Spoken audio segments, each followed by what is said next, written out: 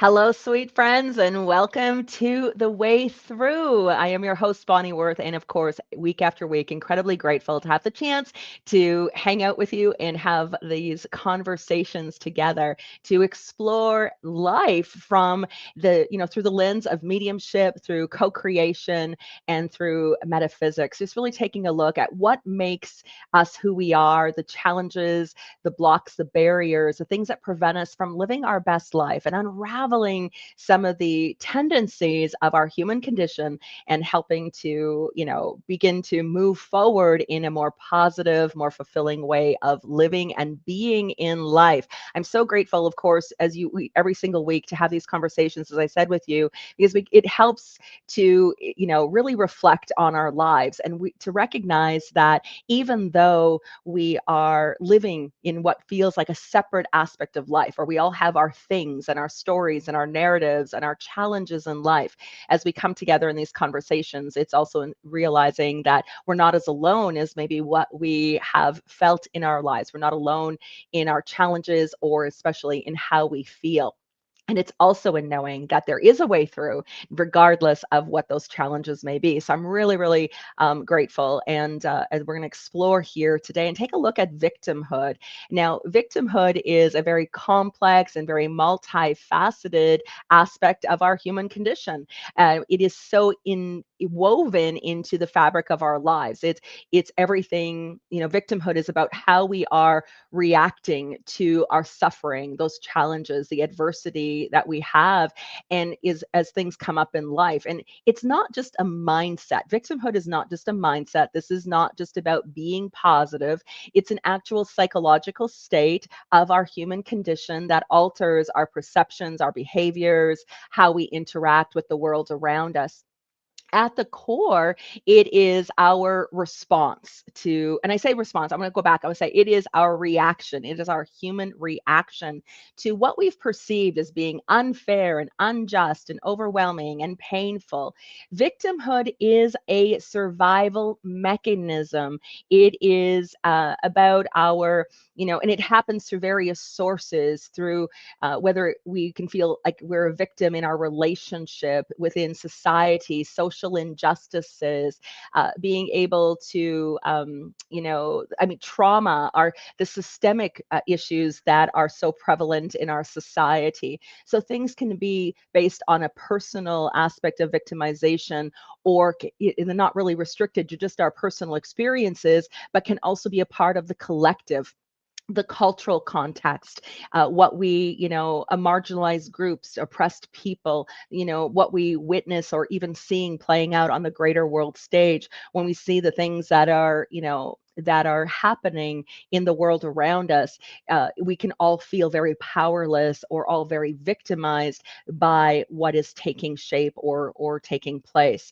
So this isn't restricted to just a me experience. This is a we experience. This is something that we all go through. And as I said, it's psychological. The underpinnings of it are rooted deeply in our ego that is, really tries to run the show in our lives, where it really tries to convince us that our circumstances, that there is no hope here, that we are helpless, that we have no say in what's taking place or in what's happening. Now, when we look in aspects of that, there can be things that are indeed out of our control, which of course our ego also doesn't like as well, because our ego does like to be in control.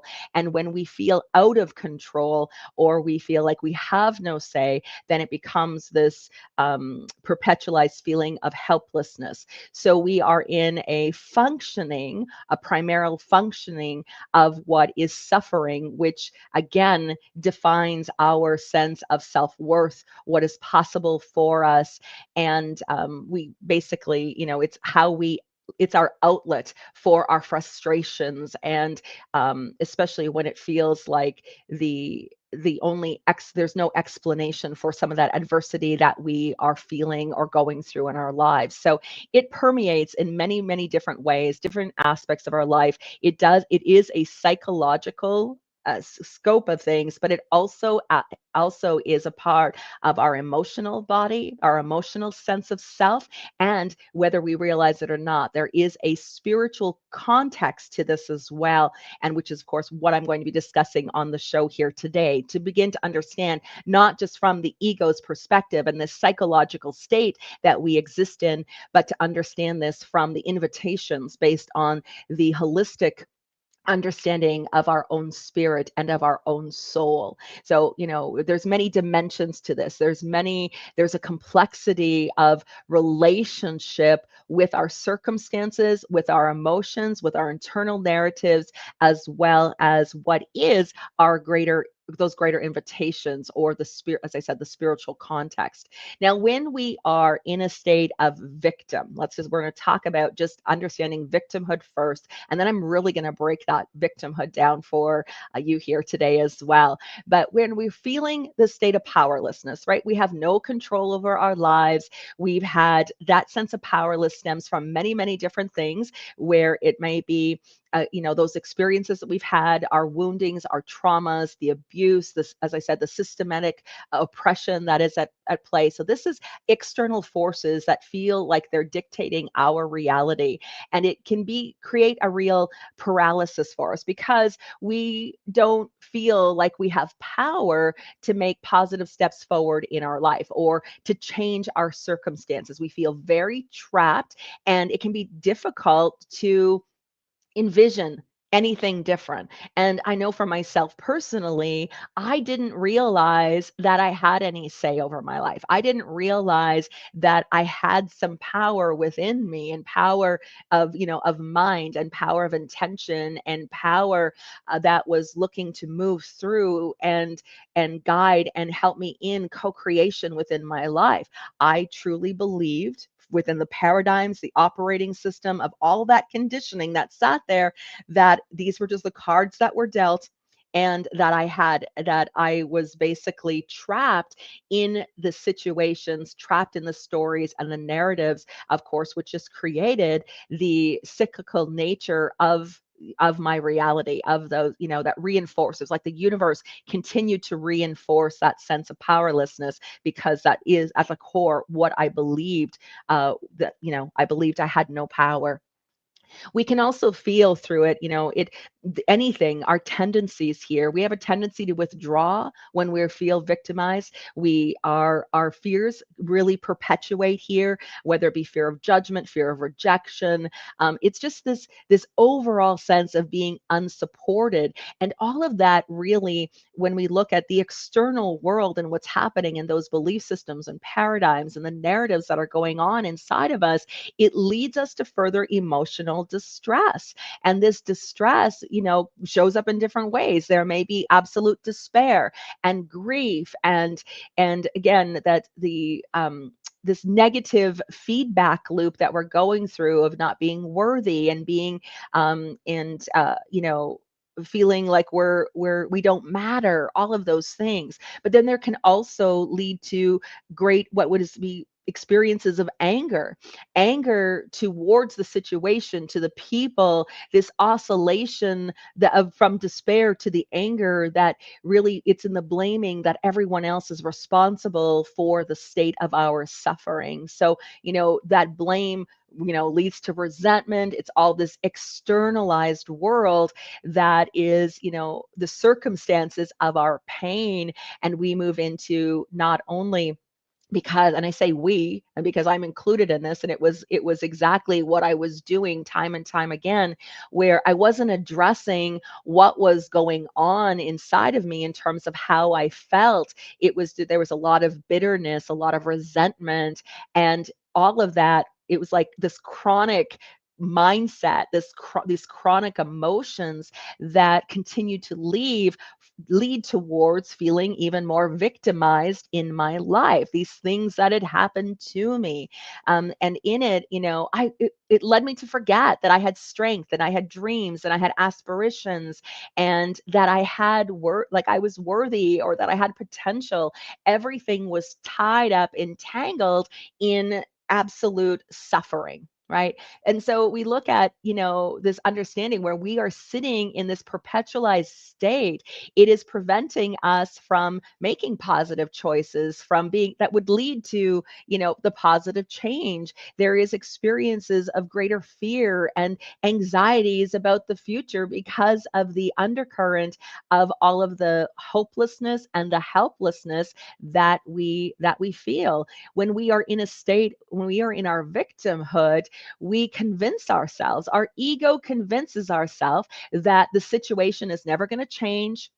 It's always going to be like this. The same things happen over and over because again, that's what, we're part of the creation of it. And so we're convinced that there is no other way to be living our life, or we're convinced in our state of victimhood that it's not, that nothing is ever going to change. And so of course that just of course leads to even more feelings of defeatedness and deflatedness inside of ourselves, deflated in terms of our, as I said, our own sense of self-worth, deflated in terms of feeling like there are possibilities, deflated in, here again, in believing that our prayers are ever going to be answered. It makes it really difficult to move forward in our lives.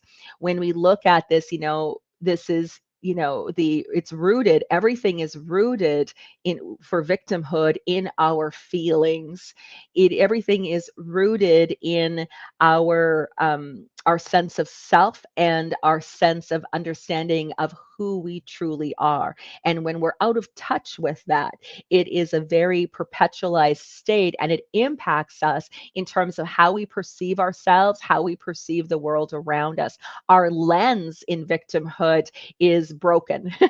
The lens, it's like it does not come into it, nothing comes into view for us. There's it's like we need to clean our glasses, so to speak, in order to be able to see better. However, when we're in that state, we're really focusing on what's lacking in our lives, and it's a spiral of negativity through our thoughts.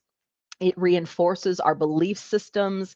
It's a cycle that can be really, really difficult to break, because it even alters our relationships. As I said, it leads to the isolation. We focus, there's more misunderstandings. We can all of a sudden have, as victims, or having had bad things happen to us, where we can begin to have a lack of empathy or a lack of compassion for ourselves or even for other people. And that's generally how it plays out. So we remain, this feels like there's no reprieve for our pain, that we are, it hinders our personal development. It hinders any possibility of healing whatsoever.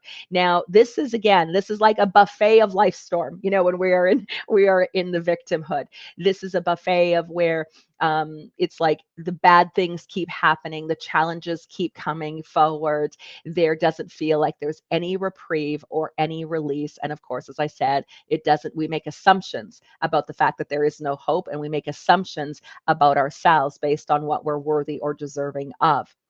When we look at victimhood, it happens with, there's stuff that happens that does indeed happen to us. Absolutely it does. There are things that play out in the world, as I said, where we feel like we have no control. We get into fear of the unknown and what is to come and what might happen and what could happen. I mean, that's where the anxiety happens, from all of the narratives that are building through our mind based on perceived outcomes of things that haven't even happened, the fear of what could happen, and the storylines that we create and generate and buy into, which again just continues to hold us in a state of, a victimhood. It's a cycle. It keeps perpetuating. It feels very a sense of absolute powerlessness and hopelessness. Now, when to understand that in victimhood, there are actually three stages of victimhood when we look at what we could say is our spiritual awakening. And in order to awaken to who we truly are, to understand our worthiness and the true aspect of our divine nature, we look at victimhood to recognize that there's three stages here that represent different levels of awareness and different an understanding of who we are. And it's a progressiveness. Like we can't just move from one stage to the other. This is all, every stage illuminates potential. Every stage illuminates our personal growth and empowerment, and every stage helps us to understand who we truly are at our core, at our very core. So the first stage of this is happening to me. Stage one is where we feel like we are passive recipients of fate. Everything is happening to me. It's where we believe that based on experiences, based on our conditioning, based on our beliefs and paradigms, that everyone else is responsible for our suffering. We blame everyone. We blame people, the government, the environment. We blame the universe. We blame God. We blame everybody else about what's happening. Everything seems cruel and as if everything, all the cards are stacked against us. And this mentality, this state of perception of ourself and our life feels like this unending sequence of unfair events. It leads, which just reinforces all the despair and all the helplessness. And this blame is what we actually, for the ego state, is comforting for us. It's what, puts us in where we are evading that we have any responsibility in the situation whatsoever, that we are not responsible for our reactions or responsible even for our own emotions. The ego plays a pivotal role here. It convinces us that we have no power to change our circumstances, which means it continues to feed our fear, continues to feed our insecurities.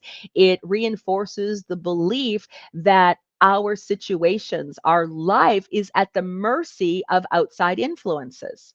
And now, honestly, we can look, I mean, this is rooted in our human condition. This makes and it's by design that way. Just bear with me, it's by design, but it is a significant part of our suffering, of our personal suffering. It is also a part of our collective suffering as well, because we can we can point to different things happening in the world around us, and again, the circumstances are so big and so intense and so controlling that we do lose that sense of autonomy over our lives. It's completely understandable. And it's this perpetuated state of our victimhood that really holds us there, because we don't believe that we have power. We don't believe we have a say. I didn't know that I had a choice in life. I didn't know that there was such a thing as a power of choice when I was in my state of victimhood. And now that serves us. That serves us because there are things that need in the orchestration of all of the suffering that is a part of our reconciliations of what's been inherited in terms of our karmic understanding of the soul, what needs to be reconciled karmically, what needs to be brought into balance and healed, and what needs to lead to what is a pressure cooker, so to speak, that creates this portal or opening towards our awakening. And sometimes it gets really dark before it gets light. The suffering gets really extreme before there's relief. All of these things. It's like what is created and what we are unconsciously creating that is actually leading to an opening or a pathway of self realization. So the first state, we can live in this first state of victimhood for our whole entire life. In fact, we see that playing out in the world around us. So many things that I'm sure you can think of people in your own life where you can observe and you can see that it's just a perpetuate state. It's where they've lived their whole entire life, believing they've had no say, they've had no control, they've had no power of choice. Everything is the blaming for everyone else. When I was in my victimhood, the way the way that I describe it now is that this is where we are in the state of pointing at everyone else. We blame our parents, our teachers, our spouses, we blame the government, we blame the economy. We're always constantly pointing our fingers at everyone else. It's like we haven't even considered our own self as a part of the equation. But this is where stage two comes in. Stage two, we move from this is happening to me and everyone else to this realization that it's happening through me. It's like there's an awakening that takes point. Now, this is a significant turning point in our journey. This is a significant because now this is where we realize that the past conditioning is a part of this. The choices we've made, how we've reacted to things have contributed to our current reality. Now, this stage is both very like freeing. It's like, oh my gosh, I actually do have some say. I actually do have control. This is happening through me, which means I'm a part of the equation.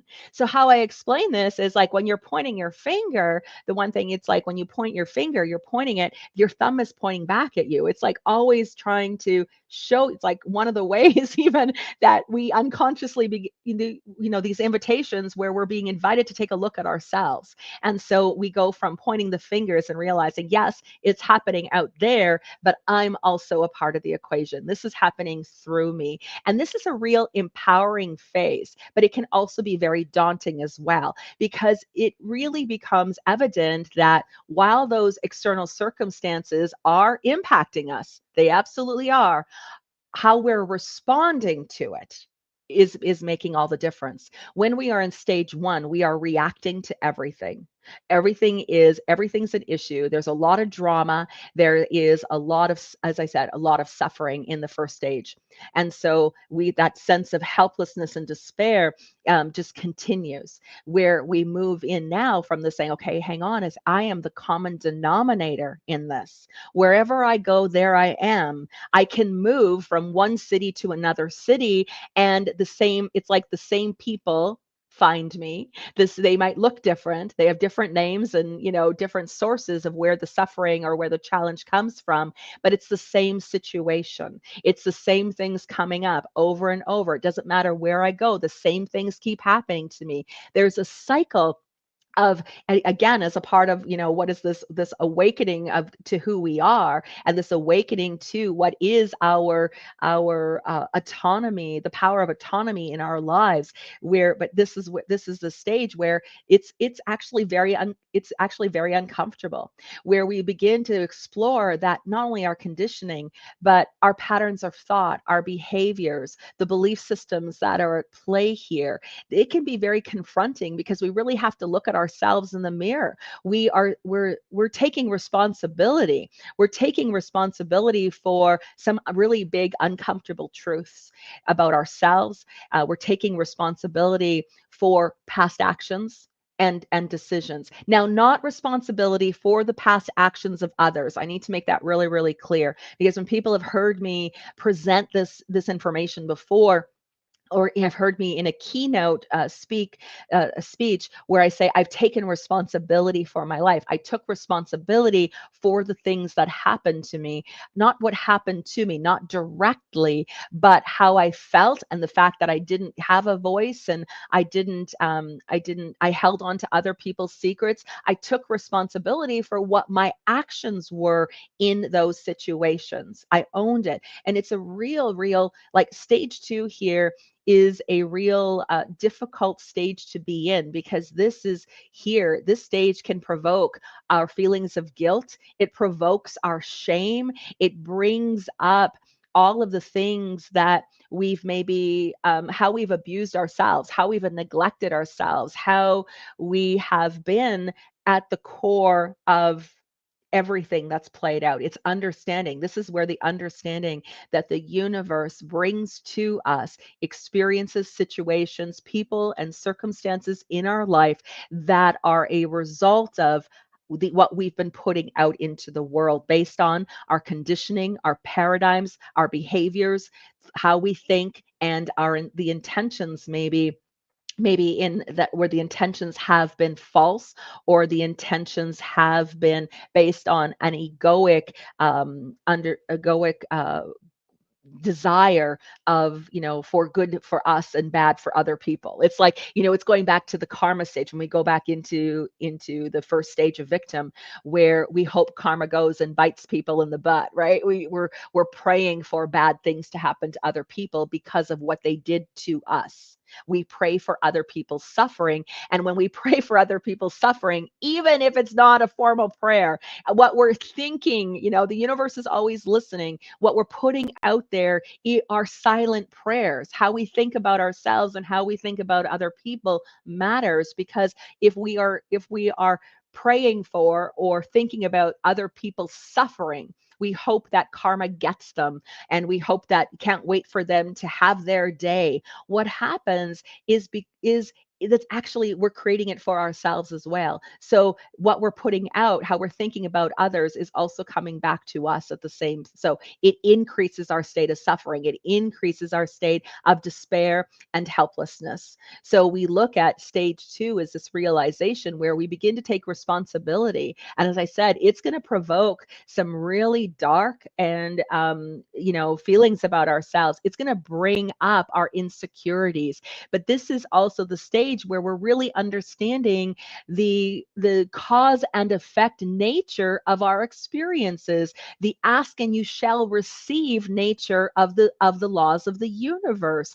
This is where, again, we begin to alter our patterning. We begin to alter the conditioning. We begin to stop our negative mindset and begin to put positive thoughts out as in play. This is a stage of really vast empowerment, but here too, as I said, it can be very confronting, and we have to face some really uncomfortable truths about our role in our own lives. Because now we're no longer blaming other people. Now we're taking and saying, what is my role here? This is happening through me. Wherever I go, there I am. Same circumstances, different people, same, different job, same frustrations, feels like we have the exact same boss, whatever it is. This is realization that this is happening through me, that I am the common denominator in everything that is playing out in my life.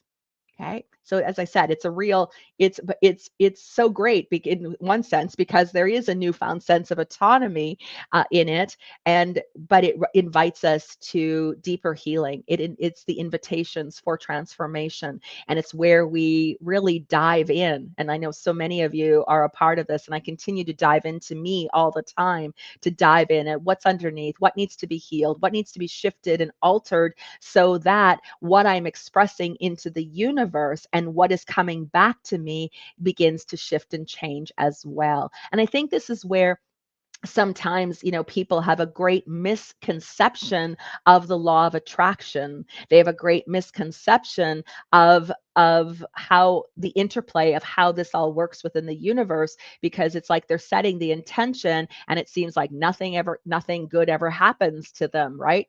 And it's true, based on their belief systems, they're still in the perpetuated state that they are a victim. And so therefore they're feeling in that state of helplessness and despair. It's very low vibrational. So even though the universe is looking to deliver and bring forward the very things that they're looking to manifest in their lives, they're out of vibration with it. They're in a low frequency, and what they're asking for from the universe is in a higher frequency. And so stage 2 is all about raising vibration. It's all about clearing the clutter, going into the closets and purging everything that has been stored there for years, everything that's been heavy and that we've been dragging along with us, all of the pain, all the suffering. Stage 2 is about really moving and diving in and taking a look at how we are showing up for ourselves in our lives. This is happening through me. This is saying I am the essential piece of the equation in my own life. Okay, so stage 3, it's like we move in that. And I'll say that stage 2 and stage 3, there's an interplay. Just like there's an interplay between stage one and stage two. Because when we are moving from blaming everyone to taking more responsibility for our thoughts, our feelings, our, doing the deeper transformational work, we can still have a tendency to fall into blame and victimhood into stage one, but we're pulling ourselves out again. So there can be a little bit of a dance between stage one and stage two. And again, as I said, when you're confronting feelings of guilt and feelings of shame, it's very easy to fall back into the pothole of it.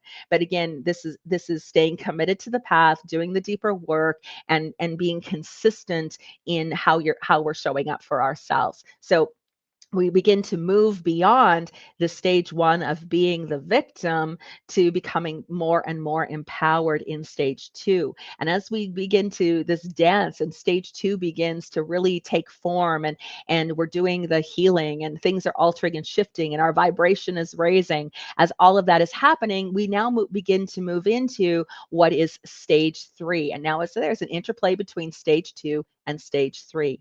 But stage three this is happening for me. Okay. Stage one, it's happening to me. Stage two, it's happening through me. Stage three is it's happening for me. This is happening for me. This is a profound shift in consciousness here. This is profound. This is where we begin to recognize and we embrace that all of our experiences, including the challenges and the hardships and the sucky things that happen in our lives, holds purpose. It serves a greater purpose. This is the level that where we move from the egoic or human condition of merely surviving to a much deeper understanding of our role in the universe and the alignment with our soul's purpose. What it is that we are actually here to understand and to realize at a much vaster, greater level. This stage can be characterized as having a greater sense of gratitude and acceptance. This is the stage where I want to say even where surrender. It's like I'm surrendering this. And even most recently, I've like everyone met with challenges in my life and things that come up. And even though when something hits us, and I'm gonna talk about this, I talk about this more in a moment. But when something hits us, we can automatically go into we're right, boom, we are in stage one. And then we need to be in stage one, we go through stage two, we come to stage three. So it can still happen irregardless of how much work we've done on ourselves. But this is where, again, where we're just, okay, these experiences here are happening. The universe is bringing this forward. This is a part of growth. This is about some higher learning. This is invitation for healing. This is where the aspect of karma, this realization of not only our personal karma, but also our collective karma, what it plays in our learning and the lessons and the understanding of our world as a school for the soul, where we are here to, yes, there are inherent struggles and things that will come up, but it's all a part of all of the hardships of what is, and all these hardships that are fostering that authentic resilience. And again, if you're tuning into the show for the first time, I really encourage you to go back to the previous episode about authentic resilience, so you really understand, what this is, what I'm referencing here.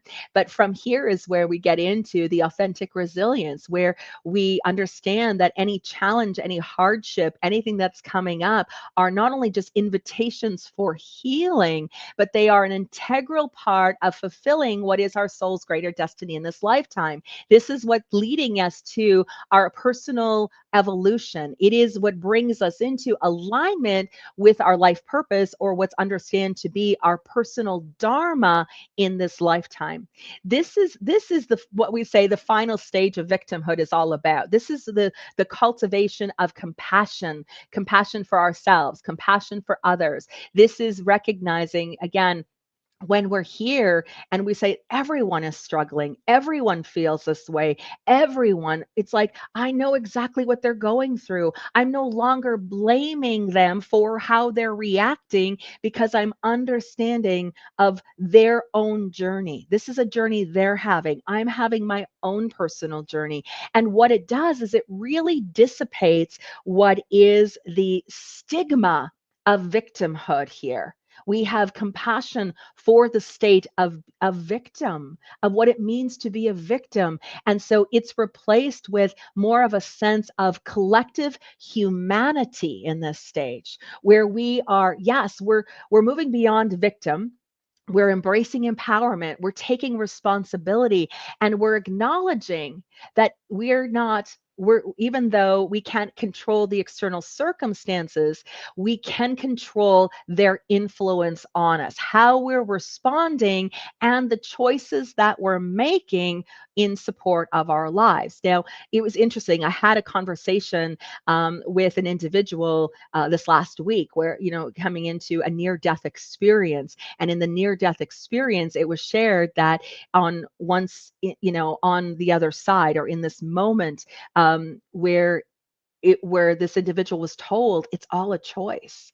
Everything is a choice. Now, this is what we're looking to in our own sense of self-realization, is to come in here. Wow, how I can't control what's going on there, but I can control how I'm thinking, how I'm responding, and the choices that I'm making that are co-creating the realities, co-creating what is, moving from the focus of this powerlessness to the agency in our lives, the sense of powerlessness to understanding the sovereignty of our existence.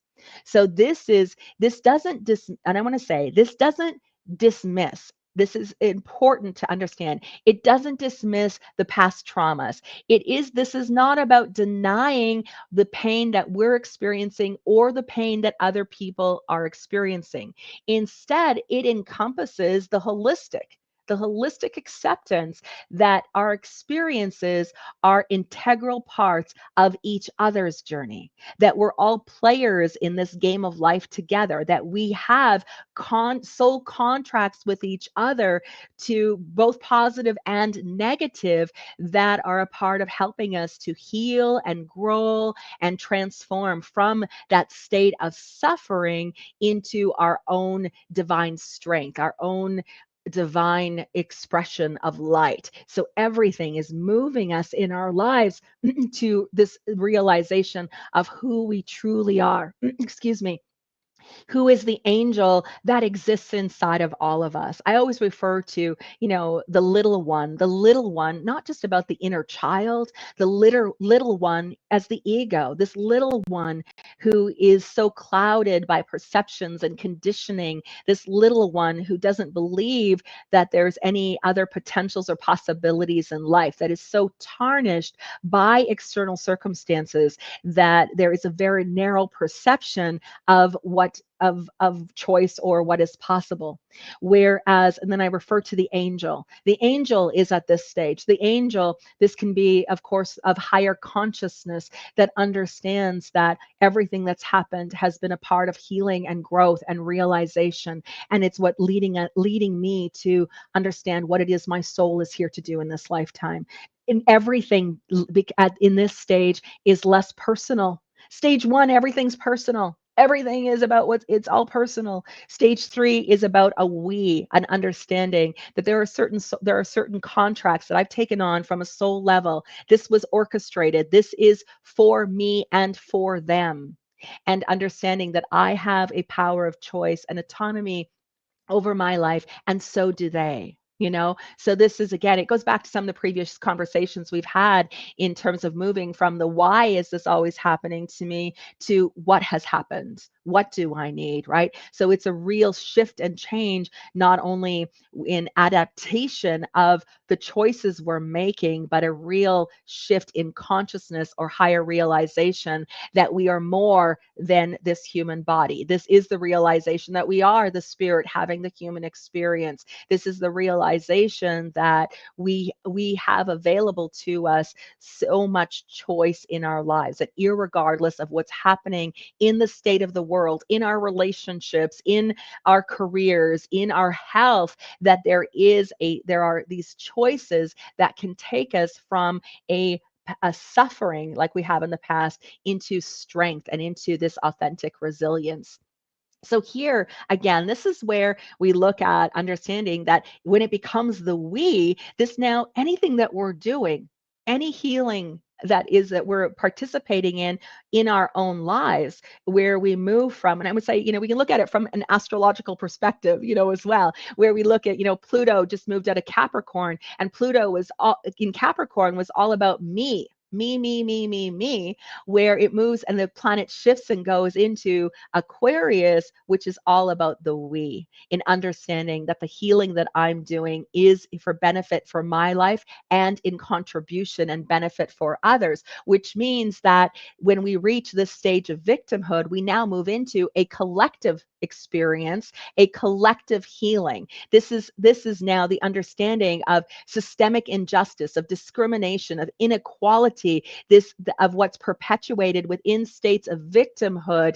Understanding it on a much larger scale becomes important. That's what Pluto going into Aquarius is really doing for us. This is the collective rising up. This is as far as groups that are, even facing socioeconomical challenges, the historical traumas, the things. This is all of those patterns. This is understanding and the invitations for solidarity, of leading for social change, of moving from the state of what has been the individual state, the individual sense of self, to and what is an individual aspect of victimhood, to understanding collective victimhood and moving towards advocacy and empowerment, and knowing that our healing that we're doing, how we're showing up, who we are being in the world, not based on our titles and roles, but the beingness, our higher self coming into form, the expression of our divine nature, of who we are being, of the energy that we're putting out,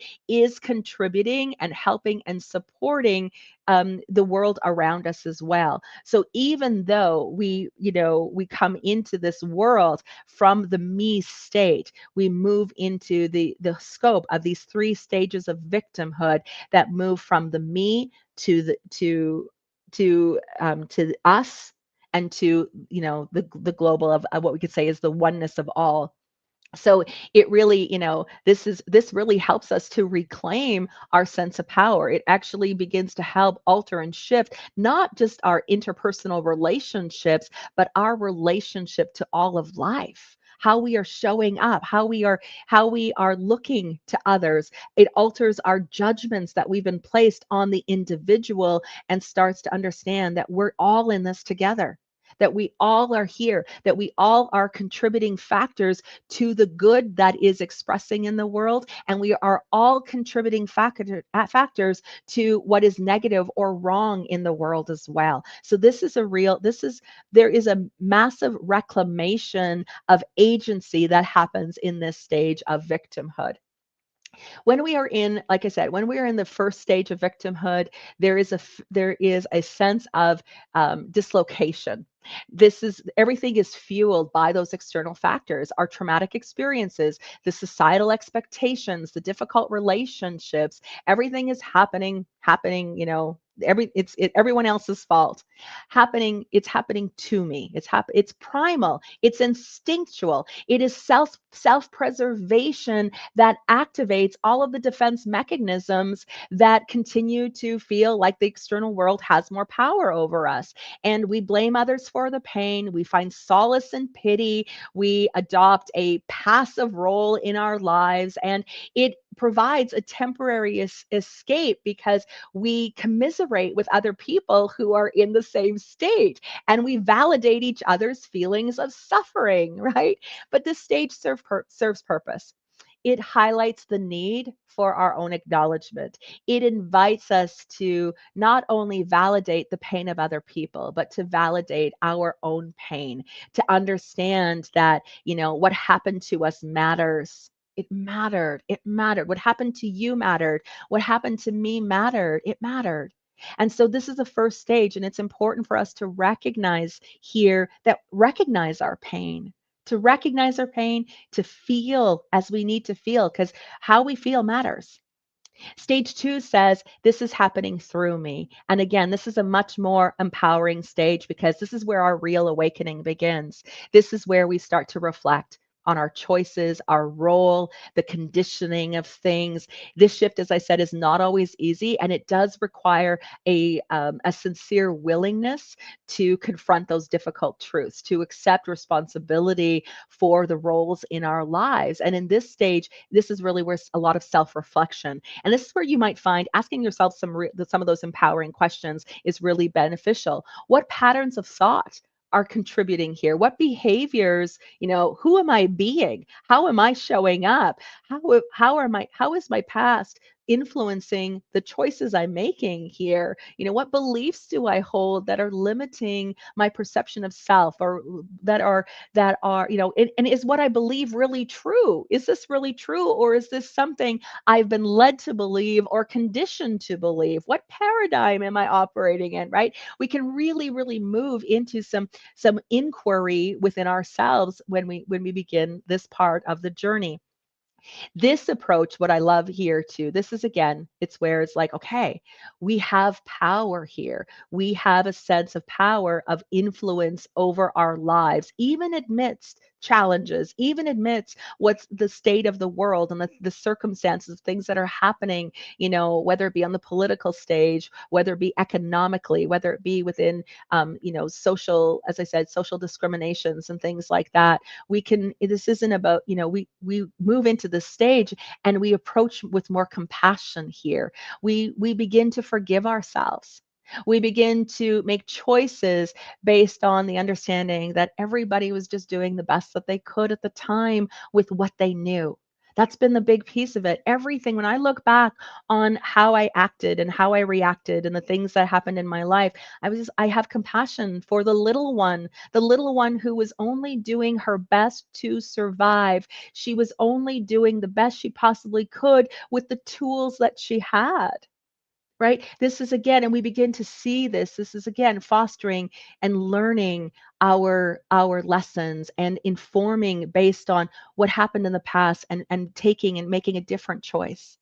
Nothing changes in our life until we change what we've been doing. Nothing changes until we begin to change what we understand we're worthy and deserving of. And then, of course, stage three, this is happening for me. This, as I said, is our final stage of victimhood. This is where we believe every experience, even the painful ones, serve the greater purpose. We are emerging here. We're emerging in more of a rooted idea or belief that everything in life presents an opportunity for growth. It is a pathway of alignment to one's highest self. It is a pathway that is in service to what the soul is here to achieve or accomplish in this lifetime. And it has a higher understanding of purpose. It gives us the opportunity to reframe our challenges as stepping stones. This is about development. It is about growth. It is about all of these things I'm not being punished, but have become essential components for my journey.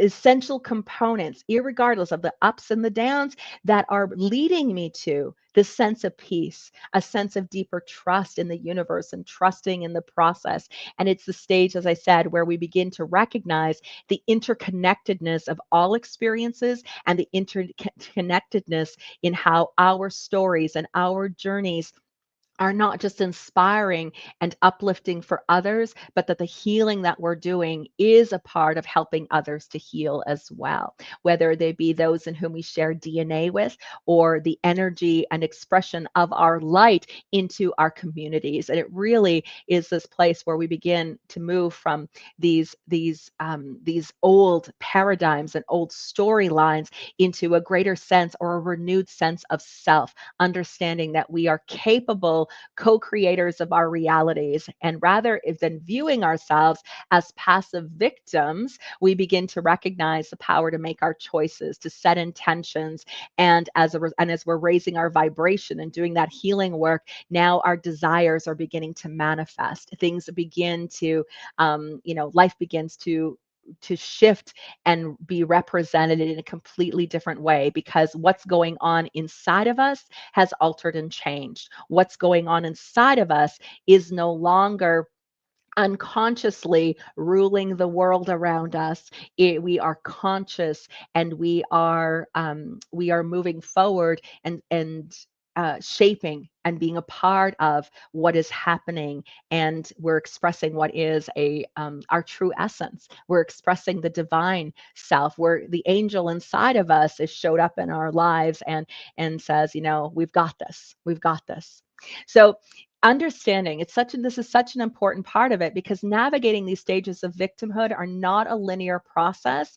They are it's ongoing. It doesn't just end, and life continues to present challenges to us. And when life presents challenges, we will go back through the cycle of stage 1, stage 2, and stage 3 at different points throughout our lives. So it's not like we move through this and we were a victim in our lives, and now we're at stage 3 and we're at the greater good of everything. It doesn't work that way, because we're not here for that. Ultimately, yes, and you hear it time and time again, we are spiritual beings having a human experience. That's understanding. But to understand, our soul is here for the human experience. It sounds so silly to say it, but it wants the experience of suffering. Our soul wants the experience of a lack. It wants the experience of pain. It wants it wants to experience it all. There is,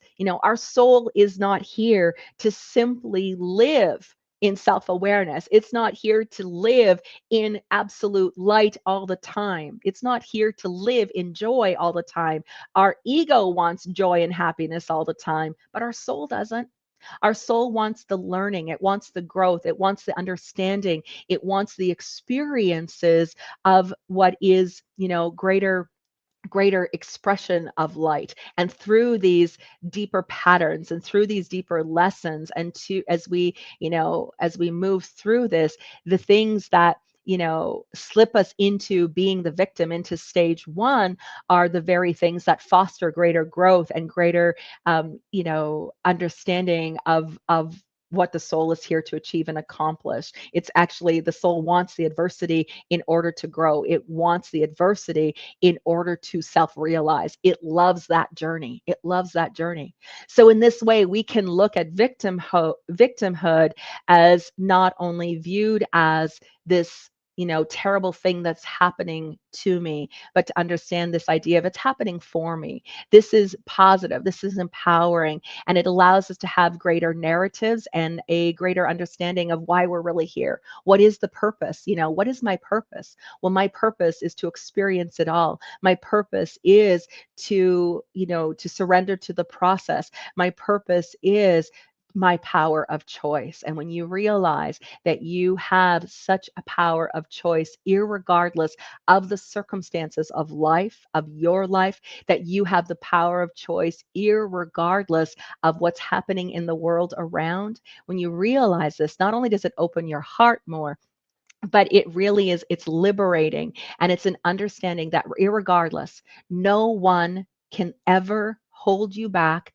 stop you, prevent you from being who you truly are.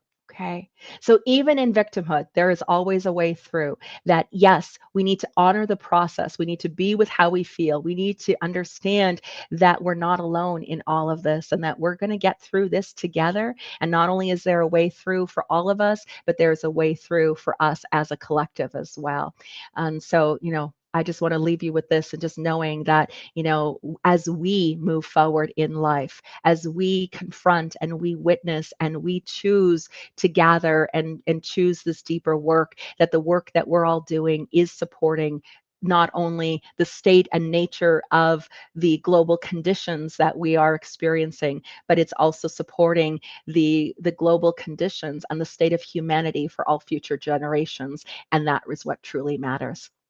All right, everyone. Well, thank you. God bless. Thank you for so much for tuning into today's show. If there's something that I shared that was inspiring for you, that really kind of nailed it and helps and support you on your healing journey, by all means, please let me know. Your comments are important. If there was something that I talked about and you feel that there's someone in your life that would really benefit from hearing this conversation, I ask you to please feel free to go ahead and share this episode with them as well. Until next time, until we meet again, bye bye for now. Take care.